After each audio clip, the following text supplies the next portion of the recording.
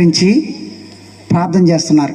ప్రభా, ఈ వర్షాన్ని నువ్వు ఆపివే. ప్రభా, ఎక్కడ పడినా పర్వాలేదు కానీ ఈ ప్రాంగణం అంతట్లో మాత్రం వర్షం పడకూడదు అని ఆ 10 మంది ఉన్న 15 మంది దేవుని యందు విశ్వాసం ఉంచి మోకరించి ప్రార్థన చేశారు.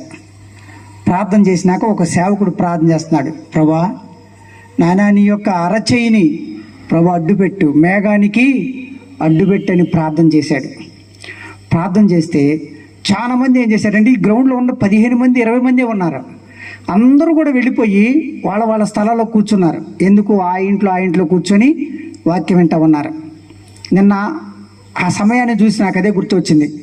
సేవకురాలు ఇక్కడ ఏడుస్తూ ప్రార్థన చేస్తుంది. ప్రభా, ఎంత కార్యం చేశాం ప్రభా, ఈ వర్షాన్ని ఆపు. అదే రీతిగా తమ్ముడు పేరు ప్రసాద్, నేను ఈ ముగ్గురం కూడా ఇక్కడ కూర్చొని ప్రార్థన చేస్తూ ఉన్నాం. అయితే ఆ రోజున నా యొక్క యవన కాలంలో చూసింది ఏంటంటే, మేము కూర్చున్న గ్రౌండ్ వరకు అస్సలు వర్షమే లేదు. కూర్చున్న గ్రౌండ్ వరకు వర్షం లేదు. ఆ గ్రౌండ్ బయట నుంచి విస్తారమైన వర్షం పడింది. అంత వర్షం ఆగిపోయింది. ఆగిపోయినాక అక్కడక్కడ కూర్చున్న వాళ్ళందరూ కూడా బైబిల్ తీసుకొని అందరూ లోపలికి వచ్చారు. లోపలికి వస్తే ఈ గ్రౌండ్ తడిచిందా?